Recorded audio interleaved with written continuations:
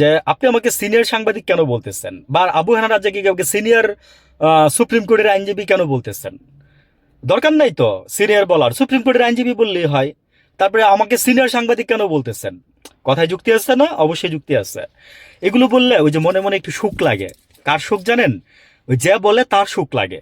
যারে বলে সে যদি সলিড মেন্টালিটির হয় তার সুখ লাগে না, কিন্তু বরং তার কাছে আরো মানে মানে হেজিটেশন লাগে যে আমারে কেন এরকম বলতেছে, নিশ্চয়ই আমার কাছ থেকে তেলাচ্ছে বা আমার কাছ থেকে কোনো কিছু নেবে।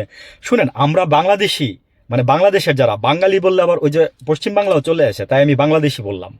আমরা বাংলাদেশি, যে বাংলাদেশের কিছু মানুষ আছি ভাই, তেল আপনি কই দিবেন, কারে দিবেন, কোন জায়গায় দিবেন খুব ভালো জানে।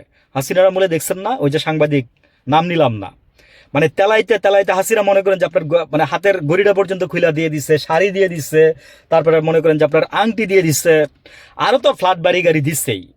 এগুলো তো বলে লাভ নাই। তো ওইটাই যে আপনাকে বুঝতে হবে যে যে আপনাকে তেলাচ্ছে সে শুধু শুধু তেলাচ্ছে না, তার কোনো উদ্দেশ্য আছে।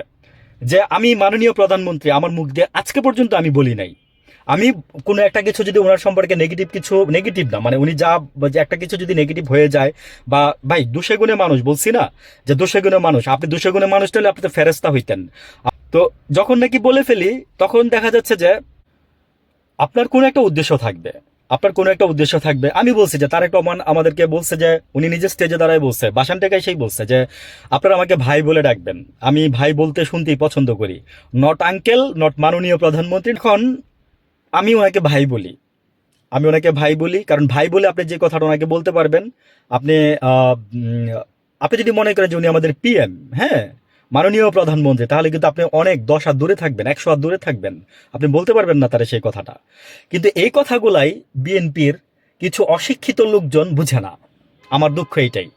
যারা শিক্ষিত আছেন তাদেরকে আমি ওয়েল রেসপেক্ট জানাই, এবং তারা জানে বুঝে, এবং তারা আইসা যে বৃথা আস্ফলন কিংবা বাজে কোনো কিছু বলেও না। ভাই বুদ্ধিমান লোক কি করে জানেন? বুদ্ধিমান লোক সবসময় চুপ থাকে। আমি বলছি না, একবার বলছিলাম যে বুদ্ধিমান লোক দেখবেন যে নীরবে কাজ করে ফেলবে, আপনি টেরও পাবেন না। এক্সাম্পল খলিলুর রহমান সাহেব। খলিলুর সাহেব মন্ত্রীদের যে সাংবাদিকরা জিজ্ঞেস করার পরে বলছে না যে আপনি যে মন্ত্রী হয়েছেন এটা এটা তো হইতেই পারে না, এটা তো কোনো নিয়মেই নাই, না আছে সংবিধানের নিয়মে, না আছে আইনের নিয়মে, যে আপনি উপদেষ্টা ছিলেন গত সরকারের আমলে, এবার এসে আপনি আবার মন্ত্রী হবেন। তো এক্সাম্পল হচ্ছে এই খলিলুর রহমান সাহেব, বুদ্ধিমান লোক। ভালো থাকবেন।